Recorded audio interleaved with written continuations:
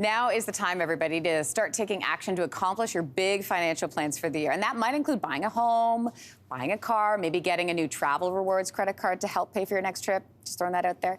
And the key to reaching these goals is a good credit score. So what can you do to get your score in shape? Mortgage broker Mary Cialtzis has a few suggestions for all of us. Mary, welcome back. Good to see you. Thanks. Good to be here. Let's talk about the importance of a good credit score. It is hugely important. It is a key indicator on how well somebody manages their money, and it's the #1 deciding factor in actually how much interest you're going to pay, whether it's in financing a home or buying a car or even getting a credit card. Okay, so what's a good score? A good score at a minimum is 680. Ideally, you want to be higher than that. Lenders generally want to see at least 2 years worth of good credit history. So that means paying on time, not missing any payments, and they want to see a minimum of 2 different credit items. And how do we check our score? You can actually check your score yourself. You can pull it once a year, and I highly recommend that everybody does that because Equifax allows everyone to look at their report once a year and look for any discrepancies because stuff happens. Okay, so if you do it more than once a year, though, do you get dinged? Not when you pull it yourself. Okay. It's if somebody else is pulling it, that's when you get dinged. But anytime you pull it yourself, And no. the reason for that is?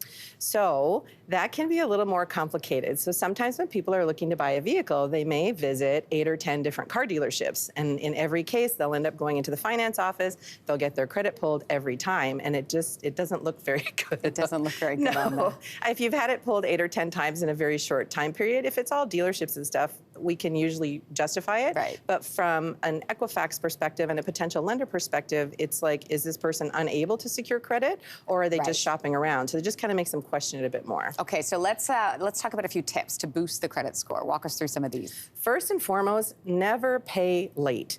In today's busy world, everybody's always rushing around, and it is very easy to miss a date for a minimum payment on your credit card.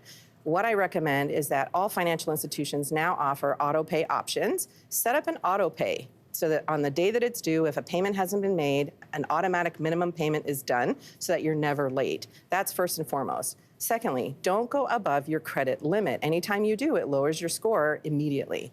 I highly recommend, first and foremost, I highly recommend not carrying any balances. Right. Not having any debt is ideal. Tough right now, though. I understand that. And that's why I'm saying, if at all possible, stay at 50% of your limit or lower. And when possible, don't close old accounts. Keep them open. Perhaps just cut up the credit cards.